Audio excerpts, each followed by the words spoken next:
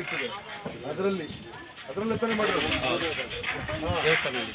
ದೇವಸ್ಥಾನದ ಹಣದಲ್ಲಿ ಇವತ್ತು 95 ಲಕ್ಷ ವೆಚ್ಚದಲ್ಲಿ ಅನ್ನದಾಸೋಹ ಒಂದು ಭವನವನ್ನು ಕಟ್ಟಡವನ್ನು ನಿರ್ಮಾಣ ಮಾಡತಕ್ಕಂಥದ್ದಕ್ಕೆ ಮತ್ತು ಮುಡಿ ಕೊಡ್ತಕ್ಕಂಥದ್ದಕ್ಕೆ.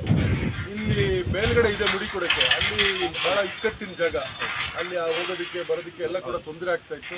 ಹಾಗಾಗಿ ಇಲ್ಲಿ ಬರ್ತಕ್ಕಂಥ ಭಕ್ತಾದಿಗಳು ಕೂಡ ಏನಿದ್ರು ಭಾಳ ತೊಂದರೆ ಆಗ್ತಾ ಇತ್ತು. ಅದಕ್ಕೆ ಕೂಡ ಇವತ್ತು 15 ಲಕ್ಷ ಕೊಟ್ಟು ಈ ಕಟ್ಟಡ ನಿರ್ಮಾಣ ಅಂತ ಹೇಳಿ ಅದು ಕೂಡ ನಿರ್ಮಾಣ ಮಾಡ್ತಾ ಇದ್ದೀವಿ. ಇನ್ನೂ ಕೂಡ ಹೆಚ್ಚು ನಿರ್ಮಾಣ ಮಾಡ್ತಕ್ಕಂಥ ಒಂದು ಆಸಕ್ತಿ ಮತ್ತು